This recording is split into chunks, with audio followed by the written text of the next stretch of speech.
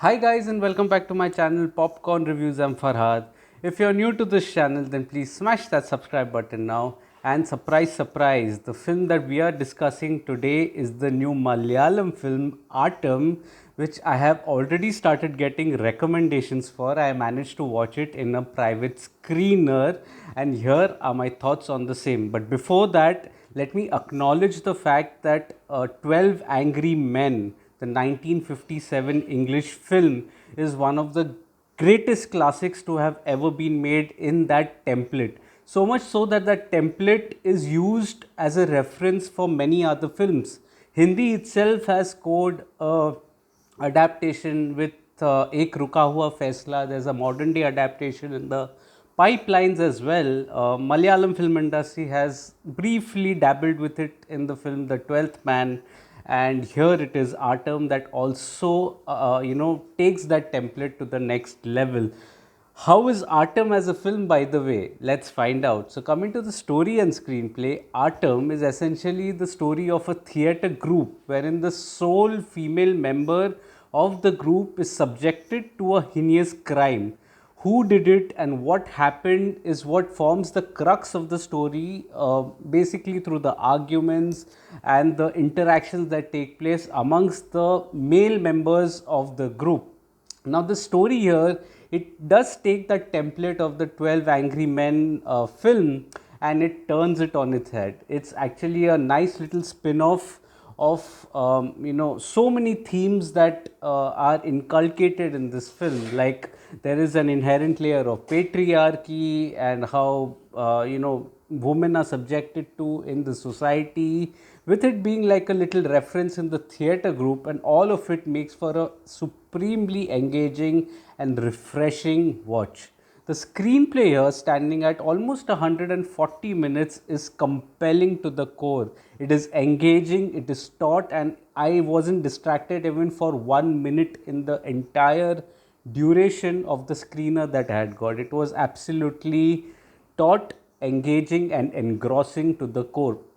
Now, like is the case with all Malayalam films, Aattam too resorts to the world building and the characterization. It doesn't just jump into the issues straight away. So, there is a little build up that is done wherein you are introduced to the characters of the theatre group by almost being like a fly on the wall. You are observant of the dynamics that they share between each other, the ambitions that some of them have, and basically it is just like you are trying to judge the characters based on the information that is provided, without having any reference of what their past lives are.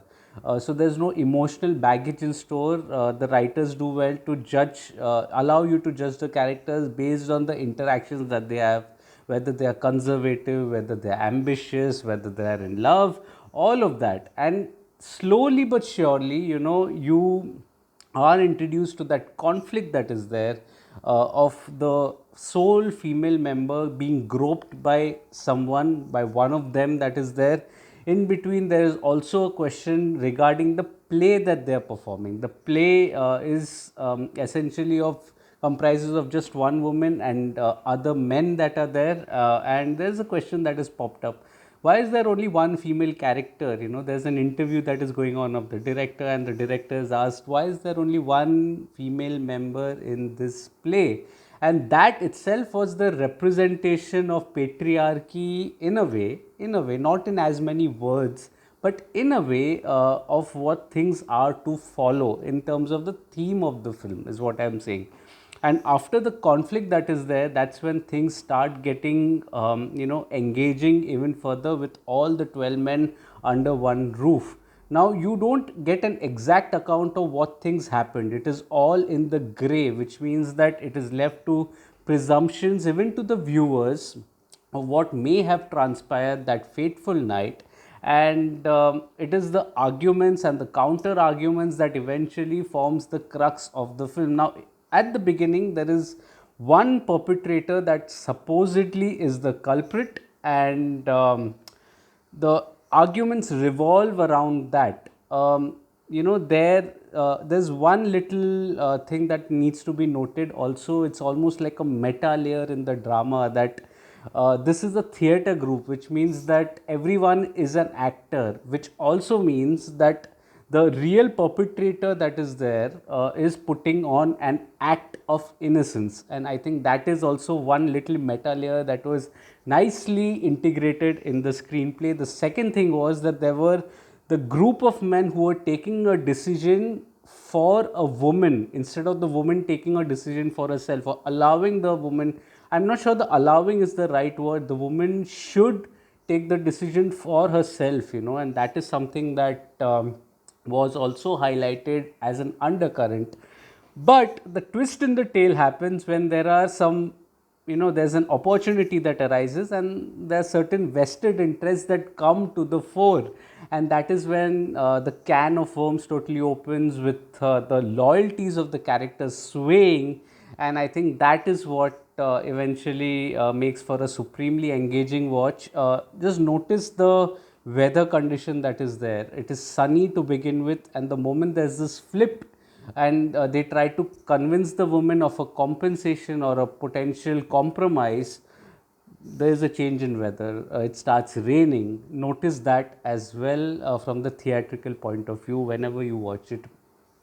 The final act, though, is also a testimony of what the crux of the film was versus what it was getting to. And that divide, that little gray area, was nicely represented right at the end. Now, I'm giving you a little spoiler here because I wish to discuss this. So, if you haven't watched the film, skip a minute of the video and you can continue with the next part as well. So, in the final act, you see the character of the woman directing, acting, and writing a play based on the experience that she's got, and she got a standing ovation. That itself in the play was represented that she didn't want to know who eventually did it, because there were doubts that were there on the perpetrators who may have caused that situation in the group. And the basic underlying message here is that all men are the same, whether active or passive. So if there is some atrocity happening to a woman, and if as a man you are silent, you are equally responsible, is what the message of the film is. That is what the spoiler was. So coming to the technical aspects, by the way, the screenplay is brilliant here, absolutely brilliant, need not be mentioned again, but it is, whatever I say is lesser than what is shown in the film. Coming to the technical aspects, the dialogues, the music, and the direction, I felt the dialogues are interactive, they are argumentative, and the arguments and the counter arguments are very well presented here, and that makes for an engrossing watch. The music and the BGM are spectacular, and they blend perfectly with the drama. The cinematography also captures the mood of the drama very well, and the frames are supreme as well. The editing here is sharp and crisp, and I didn't get a feeling that the film may have been repetitive. I think that was one thing, particularly because it was set in a single location for major parts of the screenplay. The editing deserves a lot of credit here for maintaining the pace and rhythm, the beat of the drama, without breaking any ice. And I think that is something that I think the editor deserves a raise. Director Anand, I think he did a wonderful job here, to create the world and to create characters, especially the male characters who are grey. It required a lot of skill, and to keep the drama consistently engaging, I think the director deserves a lot of credit here. I think the direction was wonderful, wonderful here. Now, coming to the performances, I feel the performances are spectacular. But more importantly, notice the names of the characters. The names of the characters are essentially the real life names, which is also in a way a metaphor that all men are responsible, basically. So that is a nice little message that was conveyed through the names of the characters, almost like an undercurrent again. So Madan, Aji, Jolly, Santosh, all of them, I think they did a wonderful, wonderful, wonderful job. Sijin as well, I think he was very good. Madan, particularly, also the one who conveys the meeting, the convener that is there, wonderful job.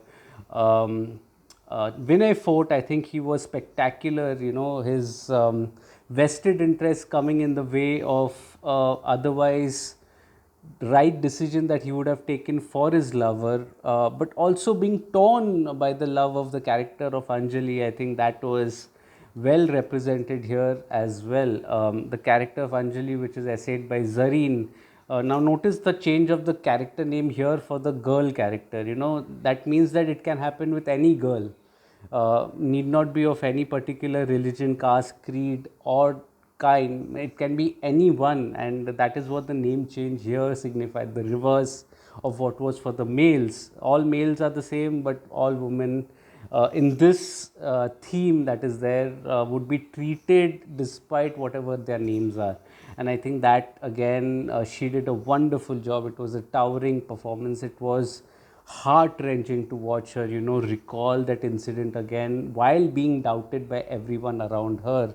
And I think that was a stupendous performance. Overall, Aattam is one of the most powerful social whodunits laced with commentary and splendid performances that makes for a highly engaging watch, and it is highly recommended from my end. It is the Malayalam film industry who's got off to another banger of a start in the year 2024. That was my thoughts on Aattam. If you're liking this video, please smash that like button. Please subscribe to the channel, press that bell icon.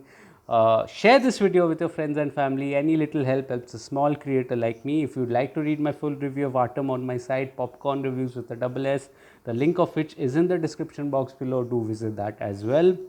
Let me know your thoughts on what you felt of the film Aattam. This film deserves a little bit of a discussion. I would love to engage that in the comment section, so please leave your comments. And also follow me on different social media platforms like Facebook, Instagram, Twitter, and Letterboxd. Everything that I write is on my site and on my social media handles, but I do not make a video on everything that I watch. So it's better you follow me on the social media handles, the link of which the description is in the description box as well.